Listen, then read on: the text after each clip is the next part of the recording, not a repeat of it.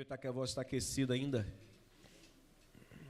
Vai dando esse horário, parece que o corpo vai sentindo, né, a mudança de temperatura e vai debilitando. Eu estou saindo de um resfriado muito forte. E nós lemos Lucas 22 e nós vamos manter o texto lá. Se você chegou um pouquinho depois. Lucas 22, do 39 ao 46. Foi o texto que eu li.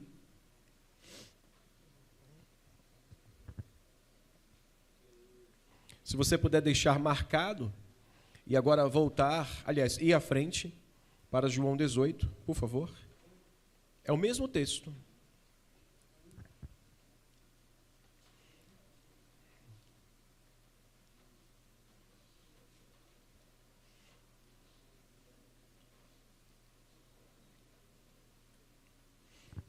Aqui nós temos uma narrativa diferente que João mostra para a gente. Ele diz, tendo Jesus dito essas palavras, saiu juntamente com seus discípulos para o outro lado do ribeiro de Cedron, onde havia um jardim, e aí entrou com eles. E Judas, o traidor, também conhecia aquele lugar, porque Jesus ali estivera muitas vezes com seus discípulos. É esta narrativa aqui que eu quero somar com a de lá, com a de Lucas 22, mas principalmente com esta ideia que o João nos coloca aqui, de que era um lugar habitual de Jesus. Não era um local que Jesus frequentava esporadicamente, anualmente. Mas quero trazer a ideia para os irmãos de que o estado em que Cristo se encontra aqui, por nada pode se assemelhar com o estado que você está vivendo agora. Por nada a gente pode dizer assim, eu estou passando exatamente a mesma coisa que Jesus estava passando. Olha, eu te garanto que não. Porque senão você já tinha morrido. Porque a angústia que estava sobre Jesus não é a angústia que está sobre você, não é a aflição que está sobre sua alma, não são as preocupações que ocupam sua noite, que ocupam o lugar do seu sono tranquilo de paz. A aflição e a angústia e a agonia que estava sobre Jesus era o seu pecado, que ele tinha que agora morrer para que você pudesse ser livre dele. Então, nós vamos orar. Feche seus olhos. Nosso Deus e Pai, obrigado pela leitura da sua palavra. E agora nos prepare para meditarmos rapidamente nesse texto. E assim depois nós possamos sentar à mesa com esse sentimento de que nós estamos diante da maior e mais importante e sublime celebração da igreja. O sacramento máximo da igreja.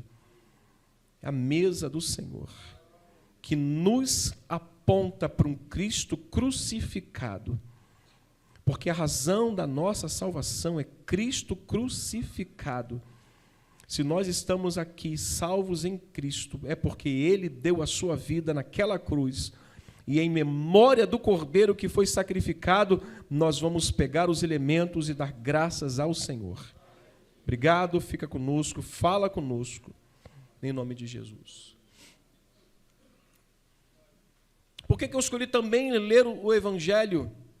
Porque o relato que João vai mostrar aqui é um pouco diferente, porque João ele vem trazendo de forma muito ordenada o que Jesus foi fazendo até chegar no capítulo 18, onde culmina neste momento, nesse episódio do Getsêmani. Ele reúne os seus discípulos, ele cessa, ele interrompe a sessão de milagres, ele interrompe curas, libertação, ele interrompe expulsação de demônio, ele interrompe todo o ministério público dele. Vocês entendem isso? O ministério público de Jesus foi interrompido naquele momento. O que era o ministério público de Jesus? O ministério público é aquele onde ele se revela aos homens, ele se revela às multidões, onde ele se deixa ser tocado, onde ele se deixa ser clamado e ele para, às vezes, de resolver o problema do Rui para resolver o problema do pastor Ronaldo, a mulher do fluxo de sangue de Jairo. Estou fazendo essa comparação, onde Um chama Jesus para ir na sua casa porque seu filho, sua filha está à morte, e quando ele está a caminho, a mulher do fluxo de sangue toca nele, ele para. Eu pegava aquela irmã. Falei, vem cá, peraí, agora não, entra na fila. Ele estava indo comigo, você vai me atrapalhar? Eu dava um chega para lá nela, mas não ia fazer isso. Então ele interrompe este ministério público dele para se concentrar naquilo que seria mais importante, na ordenação da igreja dele, para a fé dos discípulos, para o tratamento daqueles homens entenderem que, a partir dali, a obra seria dada para eles. E Jesus disse algo para os discípulos, que isso serve para nós. Ele disse, maiores obras vocês vão fazer se crerem em mim, mais do que as que eu fiz. Então Jesus agora se concentra no capítulo 13 para ensinar princípios para esses homens, dar conselhos para esses homens, dar orientações, encorajamento. Perceba que Jesus ele foi completo em cada capítulo, 13, 14, 15, até o 18. No 13, ele mostra que um Deus, um Senhor encarnado, um Deus 100% homem, 100% Deus, ele também, mesmo cheio de glória, ele ensina humildade. Ele é humilde. Ele nos ensina que não importa a posição que eu esteja, que você esteja, que Deus nos coloque, que a gente possa chegar. Irmãos, o princípio da humildade é que eleva o homem a um patamar cada vez maior diante de Deus e dos homens. Você pode chegar aonde for, seja humilde.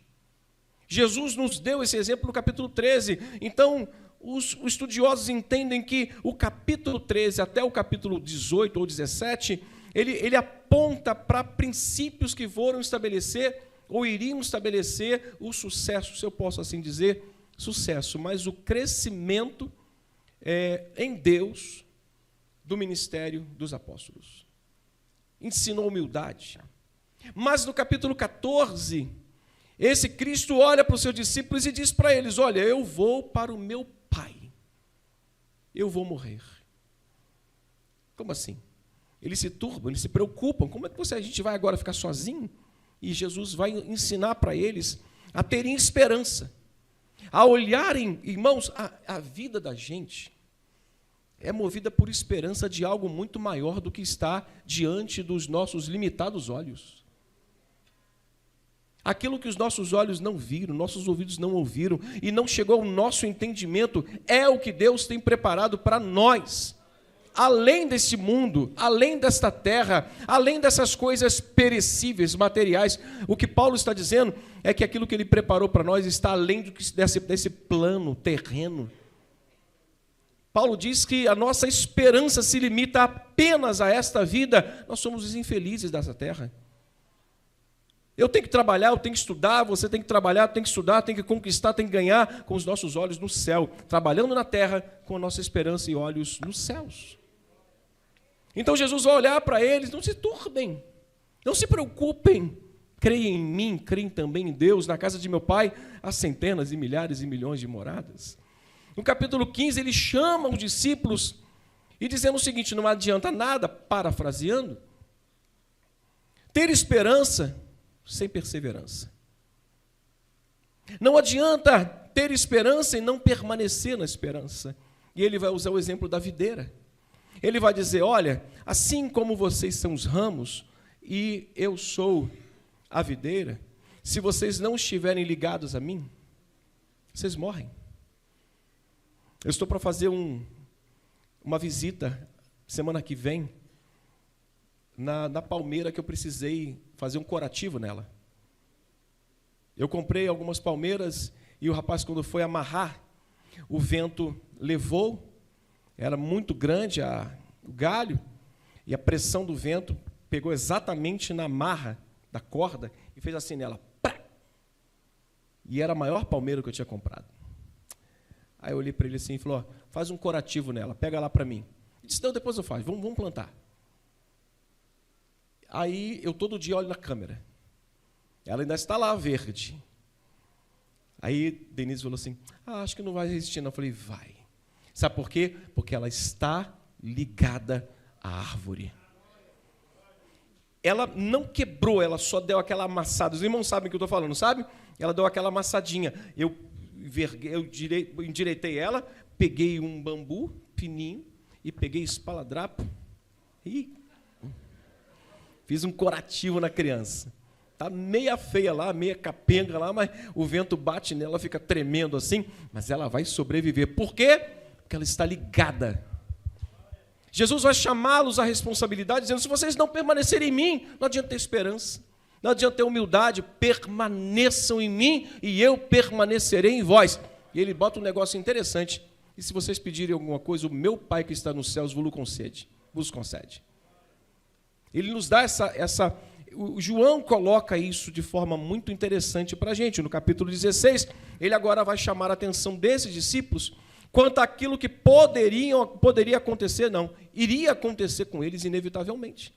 Ele, olha, muitos de vocês vão se escandalizar. Muitos de vocês vão ficarem assim, turbados com o que vão acontecer, mas não se preocupem, o próprio Espírito Santo dará a vocês sabedoria para responder a cada pergunta. Vocês serão perseguidos, vocês serão maltratados, vocês serão expulsos das sinagogas, mas não tenham medo. Como é que Jesus finaliza todo esse conjunto de conselhos, de exortações, de encorajamento? Ele culmina tudo isso com uma palavra de oração. Ele agora vem aqui, meus discípulos, vamos orar. E ele intercede, faz a oração sacerdotal. Mas, irmão, Jesus agora, no capítulo 18, ou no capítulo 22, 39 em diante, como Lucas nós lemos, vai mostrar que ele está indo para o Monte das Oliveiras. Ele deixa de fazer tudo aquilo, ele deixa o ministério público, deixa o ministério particular, agora vai para o ministério pessoal.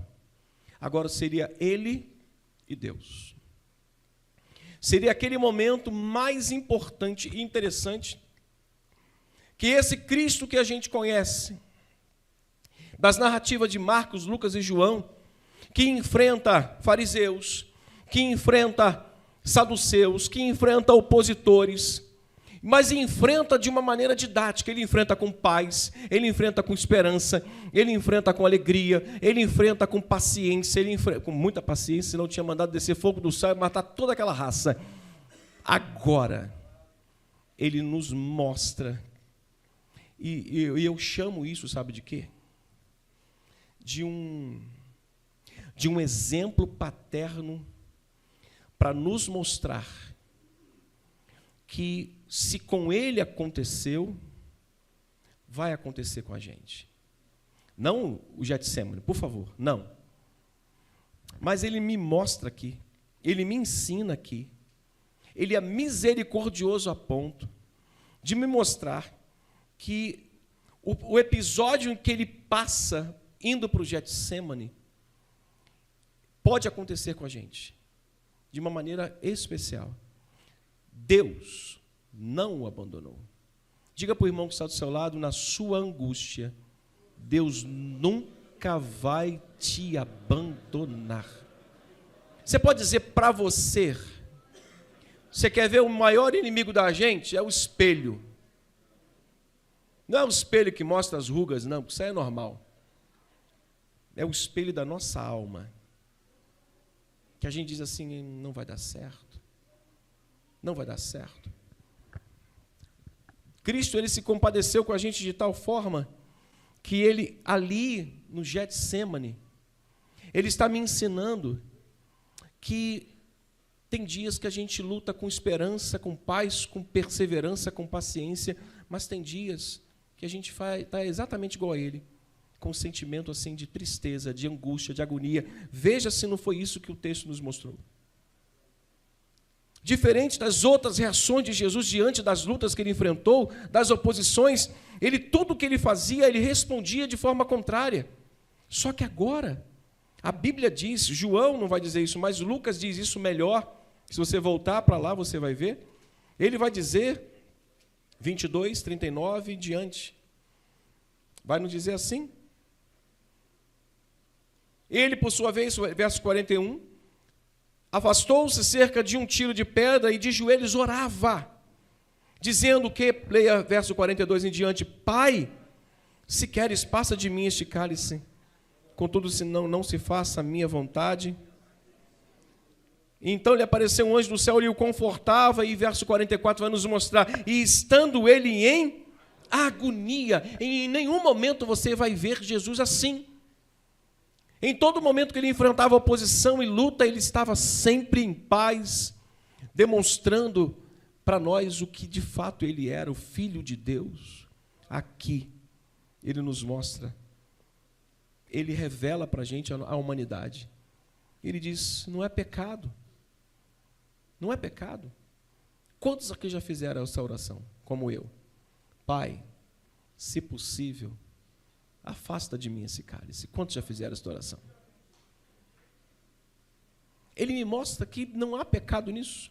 O Filho de Deus disse para o Senhor, Pai, se possível, afasta de mim esse cálice. Ele se compadece da gente de tal forma que nos mostra que isso faz parte da natureza humana. Isso faz parte, às vezes nós queremos desistir das coisas, mas ele diz, sobretudo, que seja feita a tua vontade. Nesse último encontro, irmãos, o relato de Lucas mostra Jesus diferente de todos os outros momentos que enfrentou. O texto diz no verso 44 que ele está em agonia, e agonia é um sentimento intenso. Quantos aqui já ficaram com esse sentimento de agonia? Já sentiram? Aquela coisa que o coração parece que vai sair pelo peito, parece que vai sair pelo pescoço, e a gente fica naquele estado de agonia. É um instante que a gente pensa que a vida vai, como uma neblina, desaparecer. Ele sempre enfrentou isso, irmãos. Mas Jesus não poderia deixar de fazer e ser aquilo que Isaías já havia profetizado. Ele era um homem de dores. Isaías profetizou que ele seria um homem de dores e que sabia o que era padecer. Então o texto vai nos mostrar um homem totalmente em agonia, diferente de todos os momentos que ele enfrentava. Agora, a agonia ou aflição, no aspecto humano, nada tem a ver com a agonia e aflição que Jesus enfrentou. Porque a aflição e a agonia que a gente enfrenta é por causa de um filho, de um marido, de uma esposa, é de uma doença, de uma notícia triste, mas a agonia que Cristo enfrentou foi por sua causa, diga, por minha causa, pelo meu pecado. Essa angústia que ele sofreu foi por nós, e hoje nós vamos celebrar a morte deste que deu a vida por nós. É esse sentimento que eu quero transportar a todos para cá. Não tome a ceia, não use esse momento para falar, eu não ceiei. Não. Eu digo, eu preciso voltar à mesa para me recordar de quem deu a vida por mim.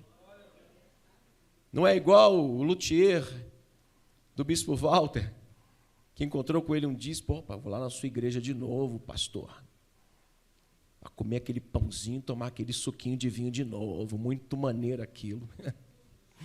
O bispo Walter botou a mão no bolso, olhou para ele, balançou a cabeça e saiu. Isso aqui não é um pedacinho de pão tão somente. Isso aqui não é um pedacinho, um pouquinho de suco de uva. Isso não vai se transformar no sangue, isso não vai se transformar no corpo, mas isto aqui aponta para aquilo que ele fez por nós. Nos aviva a memória. E a gente está vivendo a pior dos tempos, que é a amnésia histórica. Nós estamos vivendo a amnésia histórica. A gente só quer lembrar porque nós gostamos de resultado. A gente quer uma mensagem que nos traga resultado mais rápido, mas isso aqui traz esperança para a gente. Isso aqui traz esperança. Porque além da morte que nos trouxe a vida, fala da ressurreição que nos dá esperança. A morte nos trouxe vida com ele, mas a ressurreição dele nos dá esperança de que um dia voltaremos, estaremos com ele para todo sempre. Eu vou seguir para a gente continuar. De que forma a gente pode olhar para a aflição de Jesus aqui, para essa tremenda de angústia e aprender lições espirituais? Que lições a gente aprende tanto com Lucas, tanto com João? Primeiro, a oração precisa estar sempre ocupando o melhor espaço da nossa vida, mas também nos piores espaços, nos piores momentos. Ela precisa ocupar integralmente a parte da nossa vida. Se tem uma coisa que nós negligenciamos, e eu vou levantar a minha mão, e eu acho que ninguém aqui deve ter coragem, ou tenha coragem, de dizer que não é igual. Nós negligenciamos a vida de oração. Quantos aqui, não, pastor, é ruim, hein? Eu sou labareda de fogo. Eu durmo de joelho e acordo de joelho. Na verdade, nós todos negligenciamos uma vida de oração. Nós não oramos como a gente deveria orar. O que eu aprendo é que Jesus, quando ele, o texto vai dizer, e saindo, verso 39, e saindo como de costume. A vida de oração deve ocupar toda a vida, todo o nosso cotidiano, todo o nosso dia a dia. Pastor, mas eu não posso, eu trabalho, eu tenho minha empresa, eu tenho meus funcionários, eu tenho uma empresa eu tenho um patrão que toma conta de mim, e se ele me vê orando, é igual um vídeo que o abençoado do irmão mandou para mim, que disse, pastor, quando o senhor me vê orando, e com o olho fechado, e não falando nada, é porque eu estou espírito que o bispo fala que o diabo só ouve que a gente fala. Eu disse, seu mentiroso, você estava dormindo, eu tirei um cochilo. Aí o irmão mandou um vídeo para mim e falou assim, tá vendo, pastor, esse aí sou eu. Aí o cara estava sentado, na hora do trabalho, dormindo, aí vem o patrão, bonito, hein, ele? Mentiroso, estava dizendo que estava orando. Estava orando nada, estava dormindo. O que Jesus nos ensina aqui é que a oração precisa ocupar o centro da nossa vida. Pastor, mas eu não posso passar 3 horas de joelho, nem queremos que você faça isso. Mas que você viva uma vida em oração. Você está em casa? Tira um momento para você mesmo fazendo suas atividades, para estar em oração. Você está na empresa? Enquanto você está ali fazendo a atividade, você está em oração. Não perde a atenção que você faz, mas isso é porque Jesus ocupou todo o seu ministério com oração. Se você quiser ver, vai Marcos capítulo 1, verso 35. Vai lá, volte um pouquinho. Marcos capítulo 1. Eu vou ler para a gente andar rapidinho. Tendo se levantado alta madrugada, de madrugada é melhor que o trânsito é mais tranquilo para chegar no céu. Então você pode falar com Deus rapidinho. Diz assim, ó. Tendo se levantado alta madrugada, saiu e foi para um lugar deserto e ali orava. Se você quiser, vá também em Lucas 6. É só você andar um pouquinho mais. Lucas capítulo 6. A partir do versículo 12. Naqueles dias, se você puder ler comigo. Naqueles dias, retirou-se para o monte, a fim de orar. E passou a noite orando a Deus. O que ele me ensina? O que a angústia de Jesus não o privou de fazer? Ele fez com que a vida de oração ocupasse o momento bom e o momento adverso que ele estava enfrentando. Oração, irmãos, além de ser a maior obra de Deus, ou que Deus requer do cristão, é o meio pelo qual Deus determinou, estabeleceu para que a gente receba aquilo que nós te pedimos ou lhe pedimos. Pedi e dar-se-vos-á. Buscai e achareis. Batei e abri-se-vos-á. Se é algo que ele requer do cristão, é também o que ele estabeleceu para que a gente possa orar a ele e pedir a ele e ele responder às nossas orações. Eu sou a prova de que Deus tem respondido às minhas orações. Deus tem respondido o meu clamor. Oração, irmãos, precisa ocupar o centro da nossa vida, assim como ocupou o centro da vida de Jesus. Oração é a fonte de uma vida avivada cada dia mais na presença de Deus. Aquele dia que você está com uma lamparina apagada, ore e peça, Senhor, acende o meu coração, incendeie a minha vida, e Deus assim o fará em você. Oração foi o recurso que Jacó encontrou para tomar a decisão de encontrar-se com Esaú.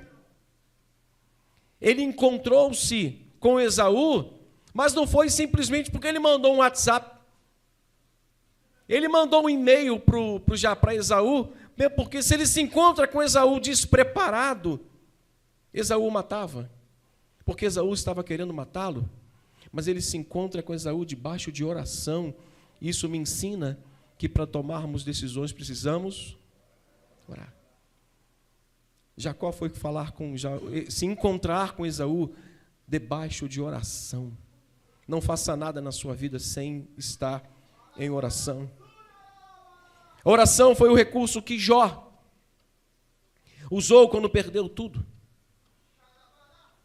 Tudo que ele perdeu não foi nada, porque estava um homem preparado buscando a Deus.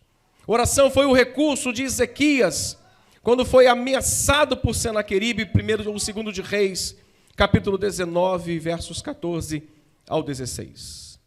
O que nós podemos aprender? O que nós podemos aprender com tudo isso? Que o trono da graça de Deus, diga comigo isso por gentileza, o trono da graça de Deus, ou ao trono da graça de Deus, diga comigo, é ao trono da graça de Deus que eu devo levar as minhas petições. Pedidos aqui temos?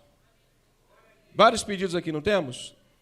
Nós vamos fazer esta oração por cada pessoa. Mas esse pedido que você tem que estar diante de Deus e levando, Senhor, está aqui, ó. Antes de chegar aqui na mão do pastor, já está nas tuas mãos. O que eu vou pedir ao Senhor é para confirmar através da oração dele que o negócio vai mudar.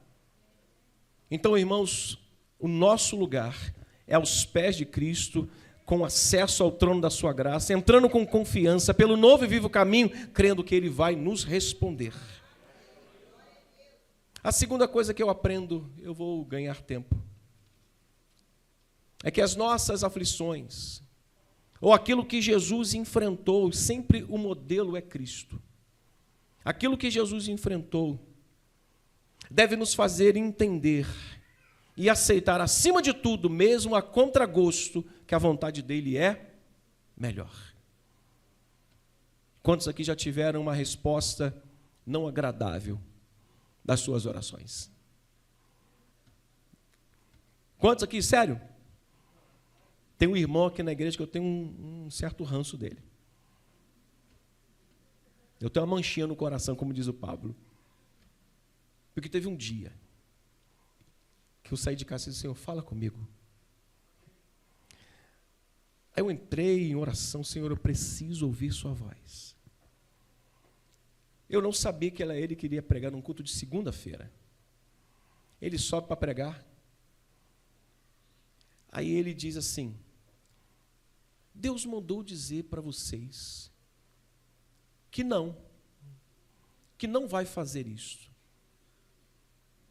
Eu disse, Senhor, igualzinho lá Abraão, igualzinho Gideão lá, querendo, Senhor, não é por nada não, mas chova aqui e não chova ali, chova ali e não chova aqui.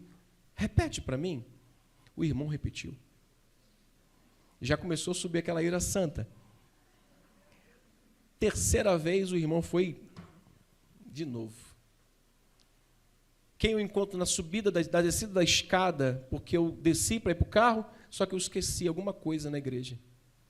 Eu subo aí pela escada de emergência, aquela porta de madeira na lateral da igreja ali. Quando eu estou subindo, quem encontro? O irmão. Aí eu olhei para ele assim e disse assim, ó, eu não gostei da sua mensagem. Eu falei para ele, eu não gostei da sua mensagem. Ele disse, por quê? Porque Deus falou não para mim hoje. Mas, sobretudo, irmãos, as nossas aflições, angústias, necessidades, a exemplo de Jesus, deve nos fazer entender e, sobretudo, aceitar aquilo que Deus tem de melhor para nós, que não é a minha vontade, mas é a vontade dele. A vontade dele é melhor do que a sua. Eu finalizo, nossas angústias, nossas aflições, assim como as parecidas com as que Jesus enfrentou, precisam nos fazer compreender melhor qual é a vontade de Deus. A essência da oração de um cristão, ou a via de regra deveria ser essa, A essência da oração de um cristão nos momentos de angústia deve ser: seja feita o que tu queres, não o que eu quero. Só que nós somos ensinados desde lá do berçário da nossa casa a ouvir sim. Chorou, mamadeira. Chorou, troca a fralda. Chorou, põe no colo. Chorou, mais o quê? Dá chupeta, dá chocalho, vai para a vovó, vai para o vovô, vai para a babá, vai para todo mundo. Nós não aprendemos a ouvir não.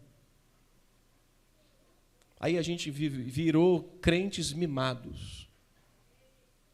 Viramos crentes que a gente fica aborrecido quando Deus fala: espera com paciência em mim. É como te mandasse para aquela fila da Caixa Econômica Federal dia 2, 3, 4 e 5 de cada mês e falar assim: mesmo que você não vai pegar dinheiro nenhum, fica na fila aqui abençoado. A gente não gosta, mas essa deveria ser a essência da oração de um crente nos momentos de angústia: seja feito o que tu queres. Aquilo, irmãos, que Deus deseja, eu nem coloco aquilo mais que Ele deseja. Eu coloco aquilo que Ele quer, porque Deus é soberano. Deus é soberano. Aquilo que Ele quer deve ser maior do que as nossas expectativas. Aquilo que Ele quer não é o que Ele deseja ou tem vontade. Aquilo que Ele vai fazer é aquilo que Ele quer. Deve ser maior do que as nossas expectativas de vida. Deve ser muito maior do que as nossas vontades, mesmo que isso nos traga um gosto amargo na nossa boca e a nossa alma. Que seja feita a tua vontade, assim na terra como no céu. Assim como Jesus, irmãos, devemos confiar, devemos manifestar e, sobretudo, contar os nossos desejos e vontades abertamente diante de Deus. Foi isso que Jesus fez. Ele apresenta a alma dele e diz: Pai, se possível, aparta de mim esse cálice. Eu aprendo e passo para os irmãos esse ensinamento de que nós temos que, eu brinco e falo, a gente tem que virar a face oculta do nosso coração diante de Deus, como se Ele não visse, né? Mas a gente precisa abrir o nosso coração e falar: Deus, está aqui. Esse é o desejo do meu coração. Como nós aprendemos com o pastor no congresso, a lamentarmos, entrarmos no lamento com Deus e Ele há de nos responder fielmente. Mas também, irmãos, assim como Jesus, devemos fazer tudo isso, manifestando uma completa submissão à vontade soberana dEle, que mesmo que eu bata o pé, mesmo que eu brigue, mesmo que eu grite, mesmo que eu faça bico, mesmo que eu faça como uma criança birrenta que fica caindo no chão, se esfregando no chão, Ele não quer nem saber, a vontade dEle vai ser feita e ponto final. Então, é que a gente possa também fazer isso, para o nosso bem e para a glória do nome dEle. Porque glorifica o nome dEle, um homem e uma mulher, um cristão, que se submete à vontade soberana de Deus, mesmo que aquilo não seja do seu agrado. Meu pai morreu com 68 anos. Ele me chamou, pegou na minha mão. Não era muito de fazer isso, meu pai não era de toque. Paraibano. Meu pai era aquele homem chuco, mas um homem que não expressava sentimentos verbais. Ele fazia. Ele era um homem bom. Mas um dia eu ouvi falando. Ele disse: você é um menino bom. Eu nunca tirei você da porta de um botequim. Eu nunca tirei você da porta de uma delegacia. E você sempre foi um rapaz obediente. Continue assim, que você é um homem bom. Meu irmão, sofra, mas sofra fazendo a vontade de Deus. Pega na mão dessa pessoa que está do seu lado e diga assim: a vontade de Deus. Aperta a mão dele com carinho e diga: a vontade de Deus na sua vida vai te levar para lugares altos, para caminhos longos, que vai exaltar o nome do Senhor. E vai ser para o seu bem, em nome de Jesus. Amém. Vamos aplaudir o Senhor.